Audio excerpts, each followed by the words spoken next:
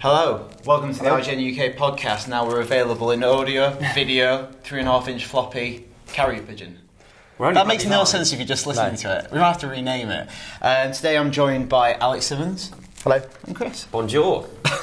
International, like it. So we've not been so much this week at all, to be honest. There is something that I did last week, and I just wanted to talk about very quickly. Television, 3D, but without glasses. But you wouldn't be able to see it without glasses. I couldn't see it, yeah, that was the problem. But seriously, I checked out 3D glassesless, that's hard to say, television last week, and it's actually quite good. Does it work? It does work. It's still... Does that not just reality? Well, maybe, but it's like, so I saw like Avatar, I saw some gameplay footage on there of Call of Duty, and it's basically a chip that kind of does it on the fly. Now, obviously, it's better if people go in and make it more 3D. Do you understand what I mean? You ask me what the technology is. Yeah, what is the technology? Is it like 3DS technology? It's called Ultra D, which sounds like a bra. Sounds like a bra, Alex. How long did you watch it for? Not very long. Because always seems to be the big question with 3D is it going to give you a headache? Yeah, but the good thing about it is that it's a little bit like the 3DS in that you can change the depth of field. So you can have it like full on, and it looks, the 3D is so kind of overpowering. It's on a 2-inch screen. Yeah, exactly, yes. And the battery runs out after 15 minutes. Or you can kind of set it back and have, because I prefer 3D that's a bit more subtle and a little bit sort of, pick out at you rather than it's like so in your face. Yeah. So, I don't know, I just thought it was interesting. And it's coming out, so Toshiba have got a panel coming out. The panel's a tech name for a screen, actually. Alex, what's your viewing angle like on that? Very good aspect ratio. Yeah, pretty sexy. Good. I know that sounds ridiculous, but it is true. You can sit and watch it from different angles. So if you really dislike your partner, you can sit on the opposite end of the room and you're absolutely fine? Yes. Cool. Awesome. Yeah. Anyway, it's coming out in May.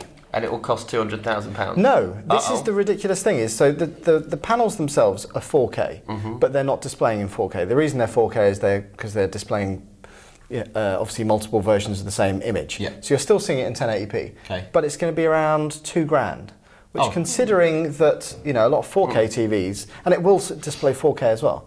4K TVs are, Sony ones is about £3,000, I think you can get it for. So competitive pricing. So have you seen the future then, Alex? Well, I've always said that 3D is just not of interest to me unless I can not have to wear another pair of glasses. So it's definitely piqued my interest. Or stack them really deep. Exactly. So, as always, we start the show with news. Chris, you have some absolutely terrible news about a terrible TV show coming back. Well, we were talking about TV, so let's talk about a new TV show. Who here watched Heroes? I watched one episode. Me. How much of it did you watch? I watched it until it became literally unwatchable. Which is when? When they cancelled it. Oh, so you watched it all the way through? Yeah. Because I thought it became... It's really bad. I gave up in the first season, which I know isn't fashionable because people like the first season. The first season was really, really good because I think it came on the back of Smallville, which was a bit ropey in places, Monster of the Week, and you had this overarching storyline that was quite compelling. I was at university, didn't have anything else to do, so just watched all the episodes at once. And the character of Hero, I think, a lot of people really, really liked in the first season. But then subsequent seasons were just abysmal. Like the way the characters used to flip and flop, the morality would change between episodes. Silo was a bad guy, he was a good guy, he was a bad guy again. It just became a complete car crash. Well, interestingly, Heroes wasn't supposed to have an overarching storyline. It was supposed to be separate seasons. Yeah. But because the first season was so popular with those characters, they went with it all the way through. It's getting a reboot. It's going to be called Heroes Reborn, and it's going to be a standalone season of 13 episodes. Okay. It sounds like with all new characters. Right. So basically, it's going to be a superhero TV show.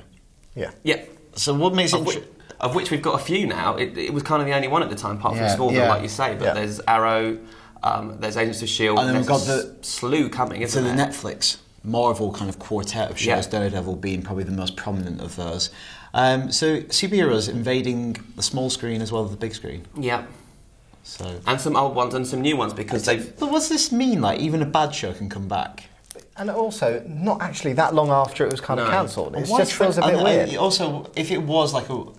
say it was something like Firefly, so really well thought of in the years since it's been off TV. The name carries like heritage and weight and kind of a bit of prestige. But Heroes is known as being quite bad. Yeah. It seems to have annoyed more people, this news, than it has actually made happy. Yeah. Livid. Certainly, we got a conversation piece on the site between a couple of our guys who are coming from different ends of that argument. But yeah, and they also said that some of the original characters will be cameoing and popping up. So I guess they're going to bring the cheerleader back. But you can't bring the cheerleader back. What can you do? But yeah, I think it's safe to say we're unexcited by that news.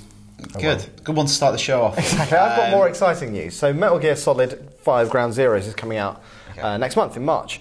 Now, originally it was going to be £40 if you wanted to buy the retail version of the PS4 or Xbox 360 version, Xbox One version of the game.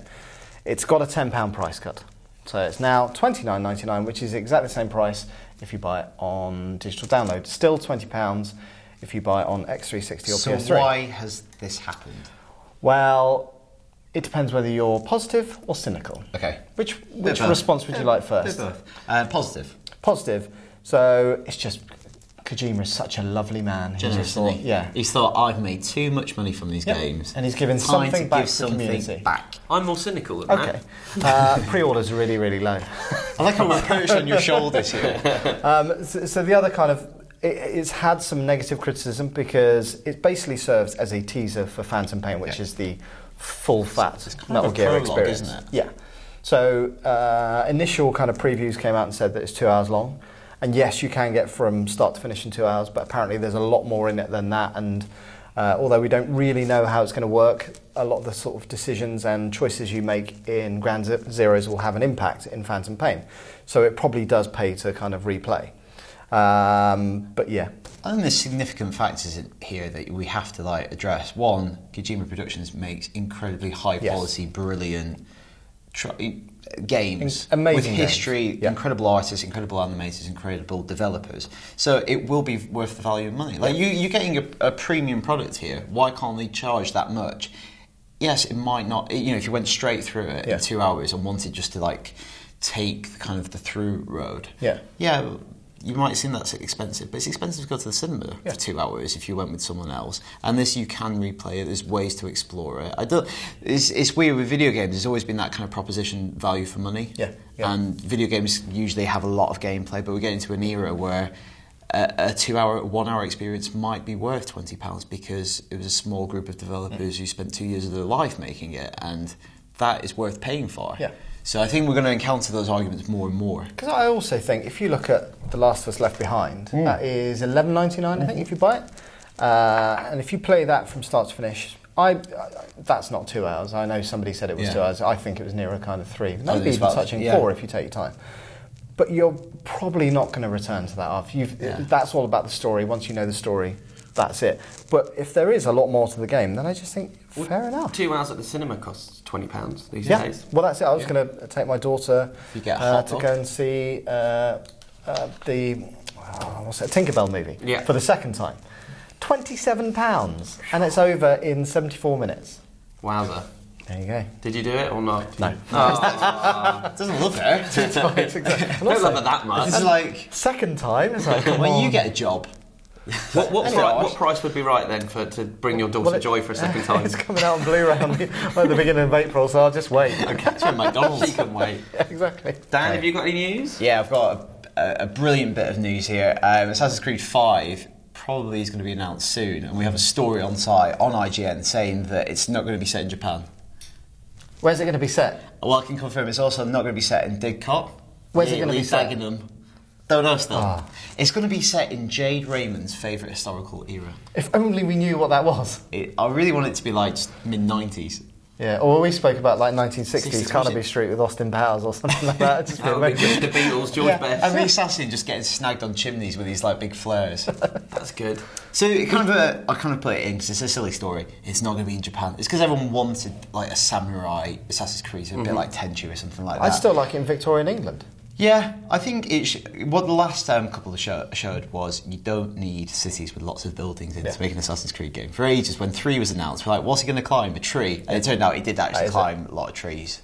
Although that was disappointing, is that you'd go to the kind Well, of... after like Rome and Florence and Venice. And you go, okay, I'm going to find all the kind of eagle points and sink it. And you go, right, what have I got to climb up? And there's that tiny little sapling. And that's it. It's like, oh. Is there any chance they could do it in York in the mid-1990s when I was at uni? Maybe. Because they've got the Minster there, you could climb the Minster. What's the Minster? You could go to the York Minster, it's the cathedral there. Oh, okay.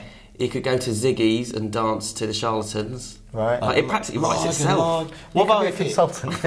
Or in Edinburgh, and he's actually a heroin addict, and the first mission is running down Princes Street. Oh, that's good. Lager. Bob could direct.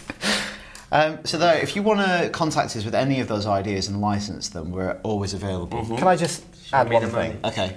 Is it too soon for another Assassin's Creed? No, it's the year after the last one came out. Exactly. So that's when they do it, Alex. It's in my eyes, that's too soon.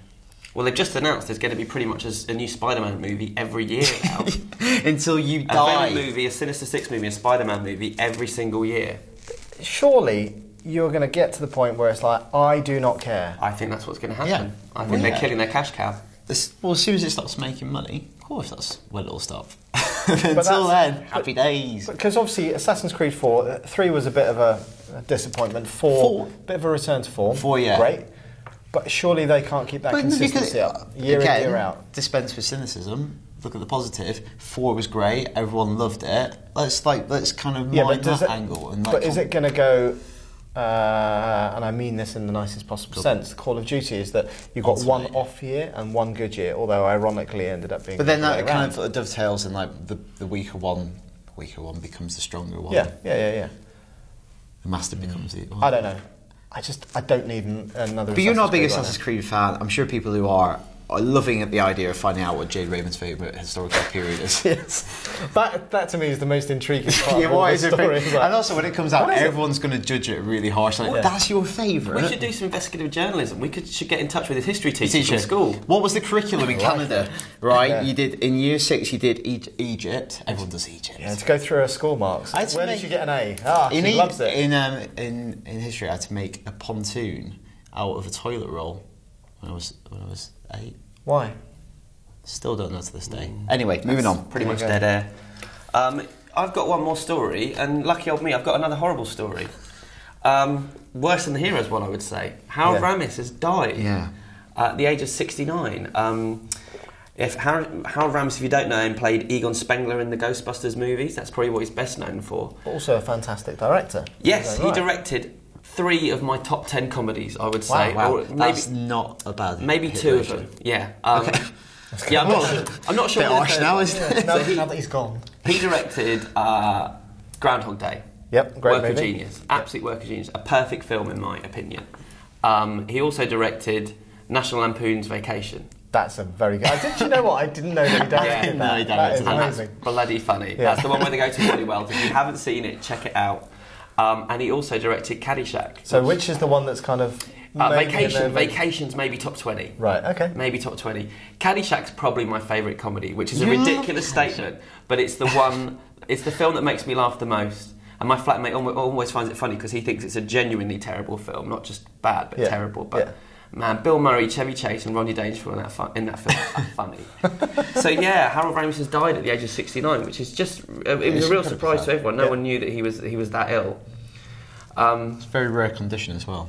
Yeah, well, I'd never even heard of it. No, it's still not very well understood at all, and there's a lot of research being done into it still. I was just a huge Ghostbusters fan as a kid, and I told you this story the other day. Yeah. And I went on a flight to Spain with my mum and dad, and it was like a 2-3 hour flight or something. And to keep me quiet throughout the duration of the flight, my mum had Ghostbusters figures in her hand luggage, and every half an hour she'd get me out a new one. And I just remember Egon was the last one. And I just was obsessed with the Ghostbusters. But it was the real Ghostbusters, so he had blonde hair. Which was always weird, I thought, as a kid. That they gave him blonde hair in the cartoon. I guess, you would have been quite young, you wouldn't have... Yeah, Dan Aykroyd had ginger hair in the cartoon. Right. Disrespectful. One thing that gave me a lump in my throat yesterday, though, was I saw that Barack Obama paid tribute to him, released a statement saying how sad he and his wife were. And at the end, he said, but we hope that he's received total consciousness, which is a joke from Caddyshack. Bill That's Murray's good. character, Right. which is absolutely off his face, says that. So it's quite a weird thing. Did you for see Barrett the to say. picture as well that did the rounds on Reddit? And it was a cartoon, a really Yeah. nice cartoon of the three remaining Ghostbusters looking at a trap, and out the trap was the ghost of Harold Ramis. And I thought it was really sweet, in a similar way to the picture of Kermit touching the picture of Jim Henson. Yeah. I I think that'll probably mean that the long rumoured Ghostbusters 3 won't happen. Yes. Or either way, I kind of hope it doesn't now. I like it shouldn't happen. It's not It right. shouldn't happen. It's not right. It's one of those before, things is it? everyone wants, but actually no one would actually want. Yeah. I agree. But a film that everyone is very eager to see, we saw the trailer for it last night and it was incredible, is Godzilla. Yeah, the new trailer broke and it sent the internet into meltdown. Everyone seems to be going nuts over it. So let's just have a little brief glimpse of it and then we'll chat more and tell you what we thought. Yeah. I want to talk to somebody in charge. You are not fooling anybody when you say that what happened was a natural disaster. You're lying. It was not an earthquake. It wasn't a typhoon.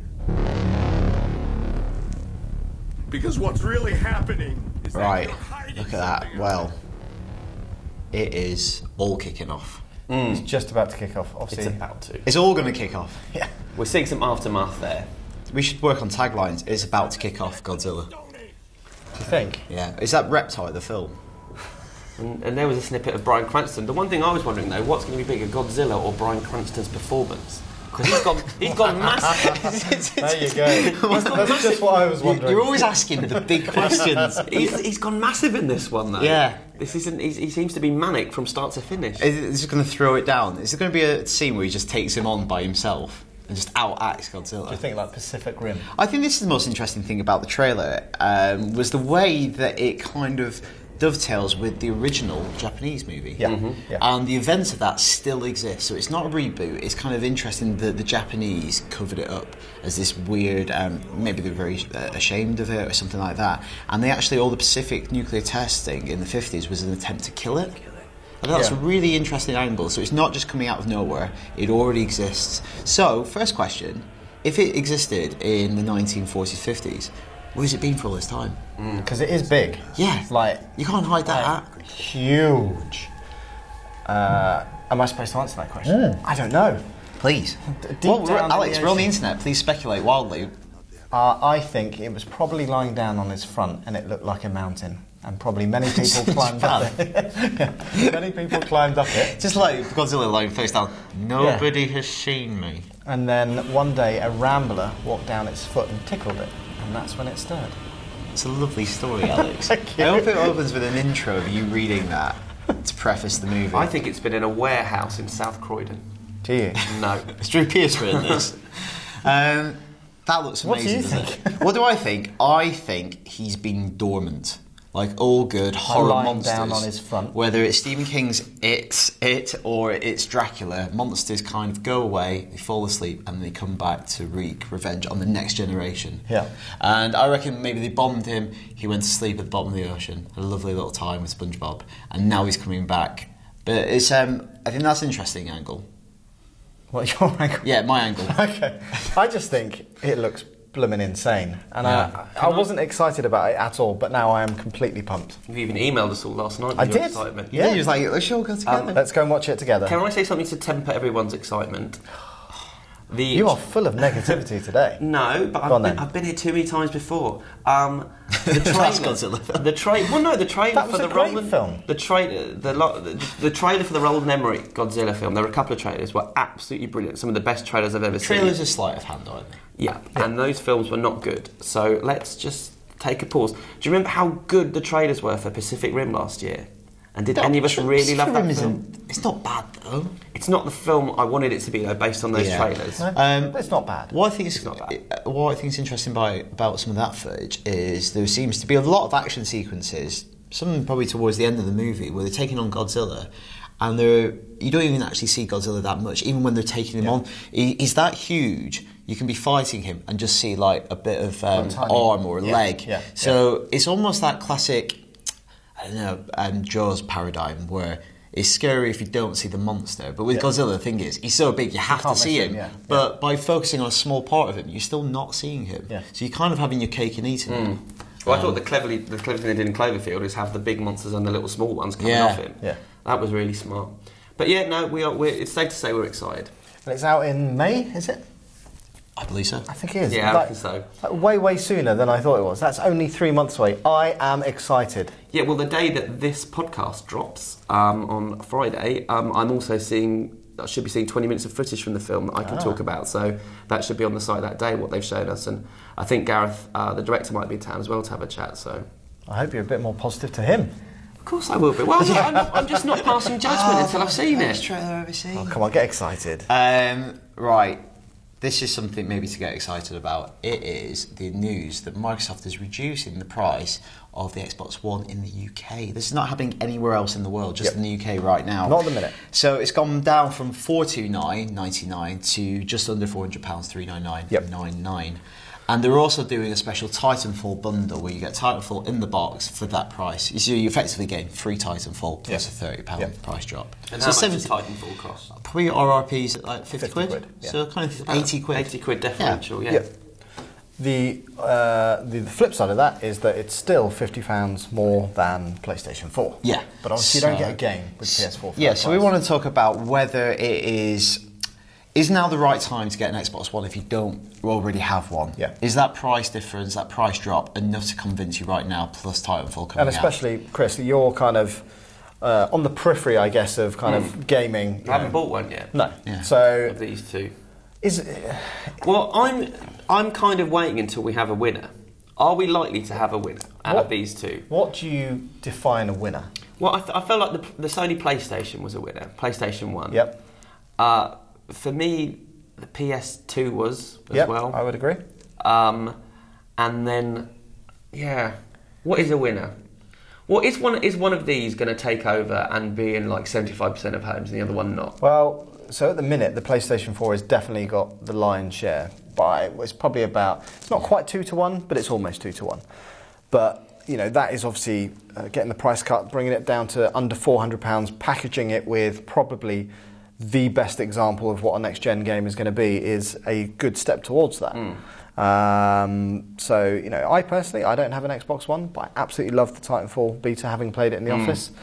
And it excites me. I'd be like, do you know what? If I had 400 quid, I don't. I would definitely go and buy one. I think that's a really appetising package. I think it would have absolutely cleaned up when the console first came out. Absolutely. If there was a £400 package at launch with a game included, I think that would have stood it in really good stead against the PS4 in the UK.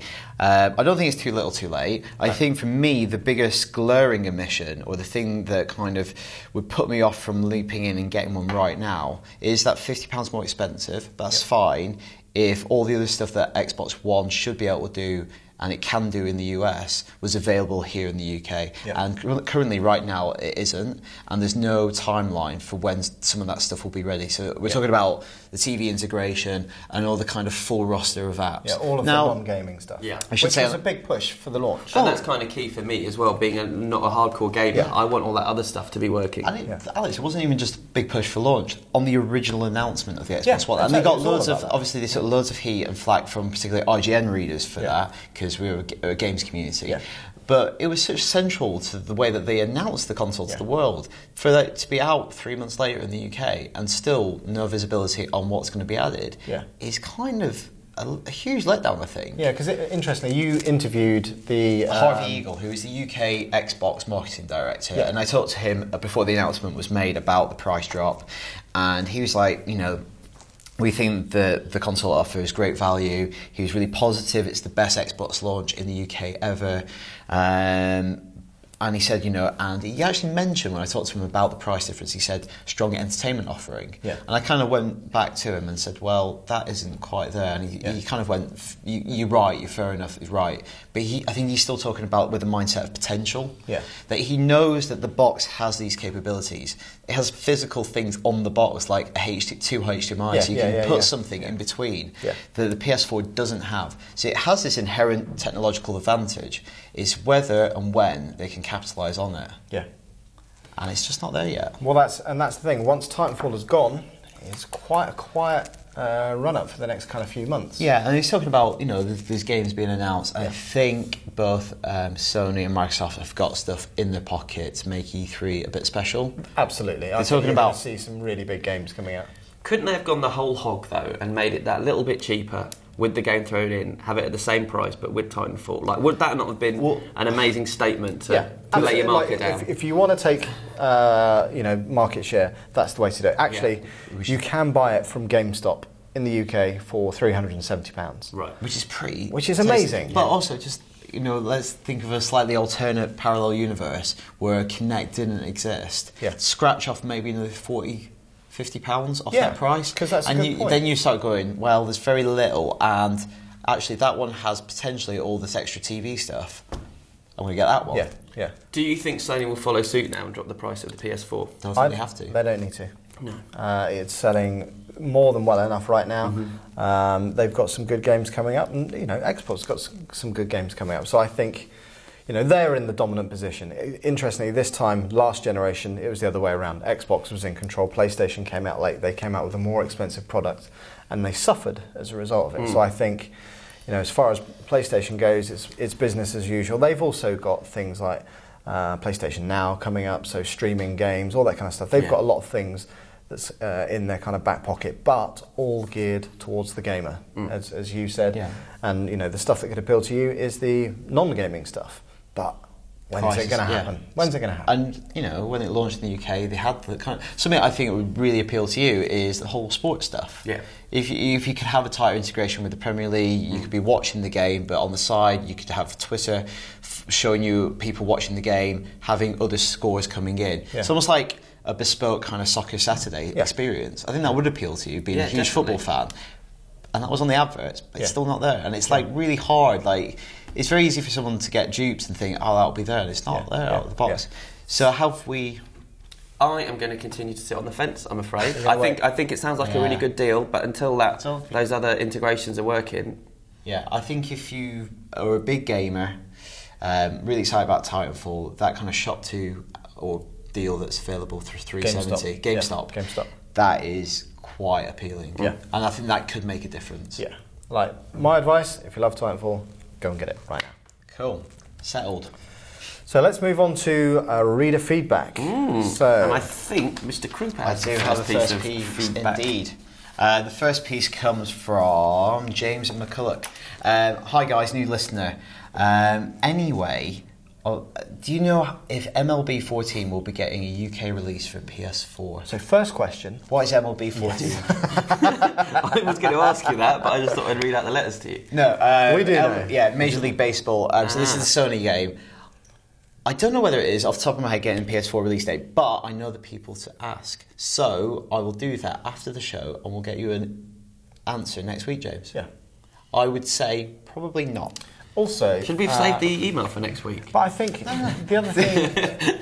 as far as I'm aware, PS4 games are region-free. So, worst case... Import it at a prohibitive price. Do you know what? I'm in the US next week. I'll bring you back a copy. He actually said that, so... And that is contractually binding. There you go. I've got an email from Alastair. I think it's Alastair, but he's a different spelling. You're confusing me. Anyway, he says, love the show as an aspiring game journalist, but wondering, apart from experience in writing about films and games, what other advice would you give to me as an 18-year-old looking to get into the industry after studying English? Make a very good cup of coffee. That's not true. To this day, you've never made me a hot drink. Have you? Yes, I have. I almost used your phrase then, but I'm not going to say that live on air. I have indeed.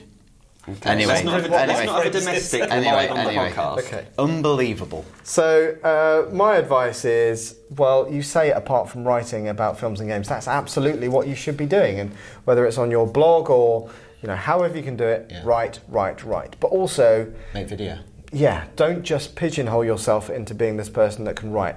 Be a presenter or somebody who can talk expertly about all forms of entertainment, games, whatever. Different media. If you can present, if you can shoot, if you can edit, appear on podcasts, present. If you can do all that, blog, your own site, understand social networks really well. Like, there's so much more to the job than we started out as just writers, Alex and I. Like, we didn't sign up to present things like this and appear on podcasts, but the way the industry is changing, you've just kind of got to adapt with it. So the more you can do, the more chance you've got, I think, because it makes you so much more employable. Yep. The other thing that I would absolutely say is find your own voice, because a lot of people are doing the same stuff already. So what is it about your take that is different that will get people hooked and interested in doing it? So Good stuff. I have an email from Stephen Robinson who says, "Hi guys, I heard you talking about Avatar last week. My uncle works at the studio in LA where they are filming a lot of the green screen and doing most of the post-production for Avatar 2 and 3. He said they plan to be there for 5 years or so, that's the initial plan anyway. As part of the delay, they installed loads of solar panels on the roof as Cameron was very keen on trying to keep it carbon neutral."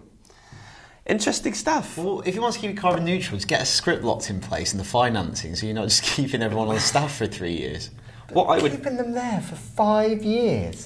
Well, no, they'll be making the movies for some of that time. I know that. And they're not just they're not locked in. F5, what's on the internet today? But yeah, well, no, it takes a lot. I mean, Avatar was 3 or 4 years in the making, and this is 2 movies. So we talk about Avatar a lot on this podcast. Oh, good gosh! I don't even. Over time, I hate to think how many minutes or hours that we've sunk into talking about Avatar.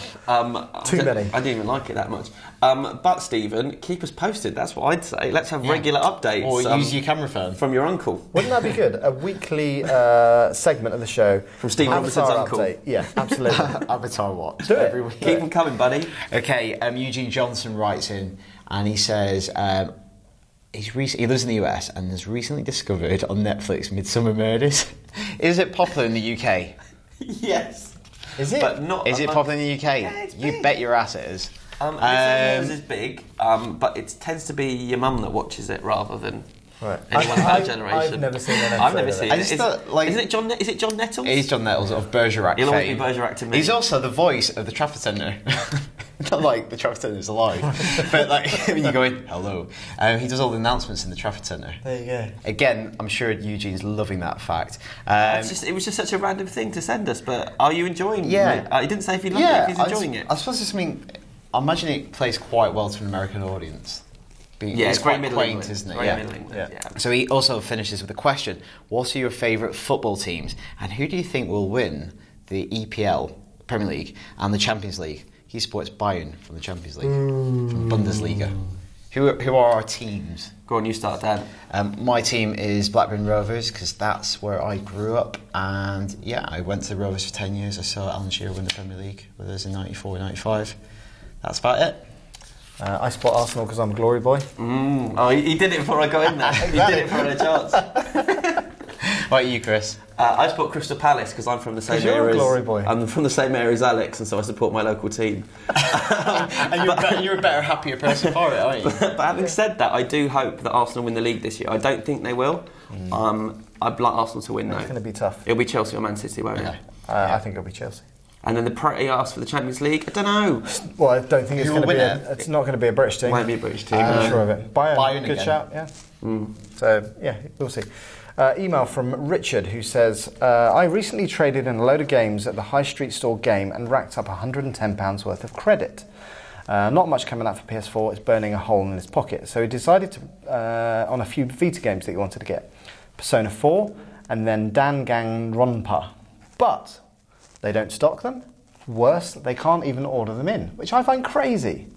Because one of the game's big things is, I can't remember what they call it, but the idea was it's like a limitless aisle. You can have any game, if it's out, they will do their best to get it for you. Anyway, so you can't get it. So then he wanted to get Ni no Kuni and 999, and again, same problem. So he's asking, do we think games should be able to get these for him? Well, what he's saying is what you could do is use that money to buy PlayStation Network vouchers and then get the digital downloads. Right, okay. But it's more expensive, and he just feels a bit like, well, I traded all my games in with you in the first place, and you offer a service where you're supposed to get me any game, but you're not, and the only way to do it is to spend more money via PlayStation Network. Look, I just think there are some good games coming out for PS4. You could get a copy of Infamous. That's supposed to be quite good. But I think you should be able to get the games that you want. I know that, but I don't work for Game. There's nothing I can do about it. Sort it out, Alex. You're getting that other guy a copy of MLB from the All right, States. I'm going to phone up Game and I'm going to get them to stock these. I'm not. I can't. Okay. Before I read this email, I'd just like you guys to remember the fact that the readers are our friends. Okay. They're good people. We shouldn't mock them or laugh at them. I would never even dream about it. Dan wouldn't. Alex would. This is from Justin Wong. He says, "Dear podcast team."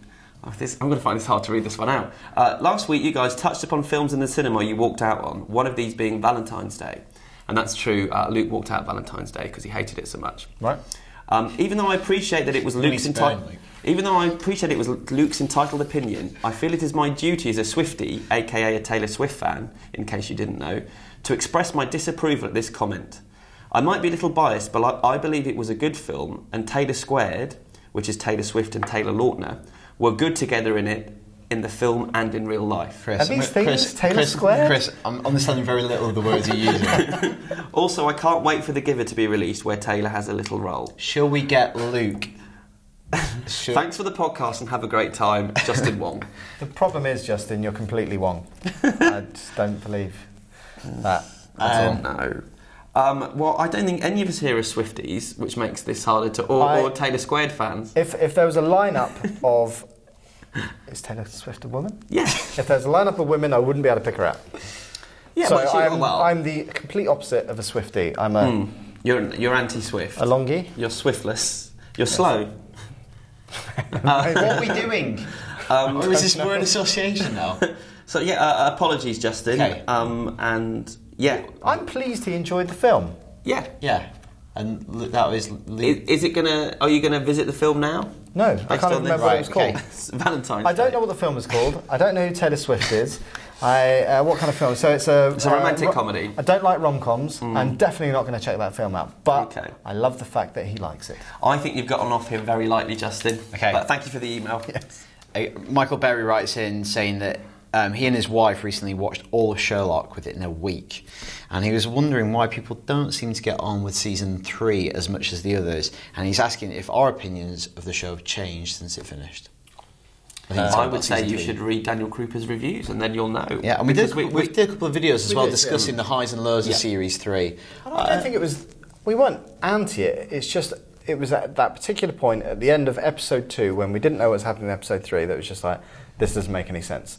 And I think as a season, it kind of hangs together relatively well. And I think I'm just not sure you need to spend an entire episode in the middle building up to that point. It was 2 slightly weak episodes and a very strong episode. Yeah, and comparatively. I think you massively caveated with saying that Sherlock is so good. Yeah. Anything that's slightly off the boil is kind of... It looks worse by comparison. Yeah, our expectations are very high. Such high calibre. Yep, and we But I think we're all in agreement that last episode of Series 3 was great. yeah, Exceptional. Knockout. if not the best one they've done.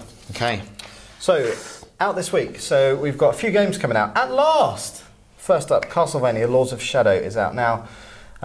We've spoken quite a lot about this. We all kind of had high expectations, Well, I've unfortunately. heard good things in the build-up to it, but it Yeah. seems like the final product, taken in its entirety, doesn't quite hold together. No, so we gave it a 6.5 and... But a lot of the reviews out there, a lot of people actually liking things in it. Good ideas.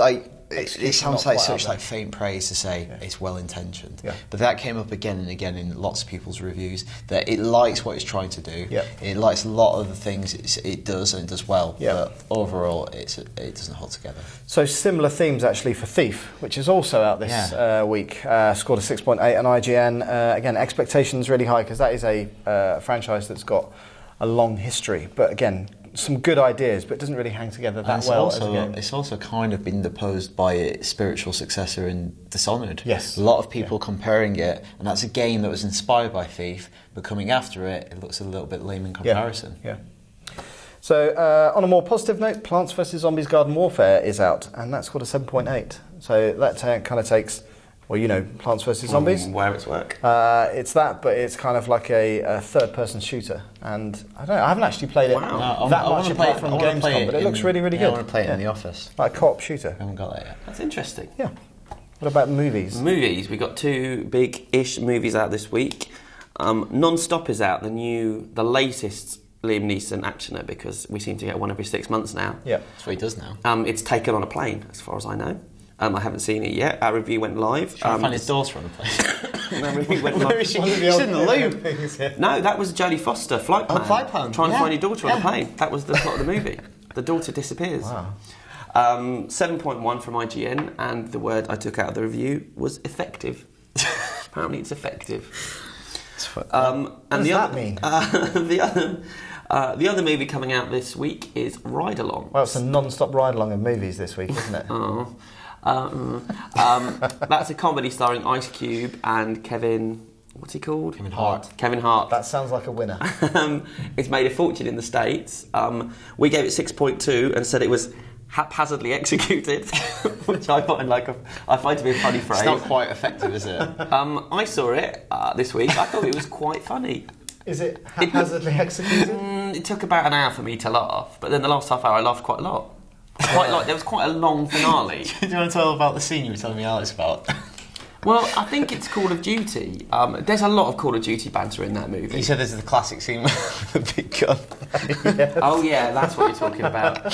Yeah, they've really gone out on a limb with this one. But we're all laughing about it. We haven't seen it. We're laughing about it. Spoiler alert, there's a scene where Kevin Hart goes to a gun range and they give him a gun. He says, no, I want a bigger gun. They give him a bigger gun. And then he says, no, I want a bigger gun. And he gets a bigger gun. And then you'll never guess what happens when he fires it. Blows him back into the wall. Never seen that joke before on screen. But we're still laughing at it. We haven't even seen it. We're laughing at the fact that it's such a cliche. I mean, I think that happened in every single Police Academy movie. Stop or My Mum Will Shoot, it definitely happened in. I can reel them off. Yeah. I'm sure Harold Ramis did it once. We need to do this super good. Of all those scenes, the first minute is just getting the big gun. So if you like that joke, go and see Ride Along. Yeah. Oh, well, he obviously does. I don't want to see it. I just want to see that clip.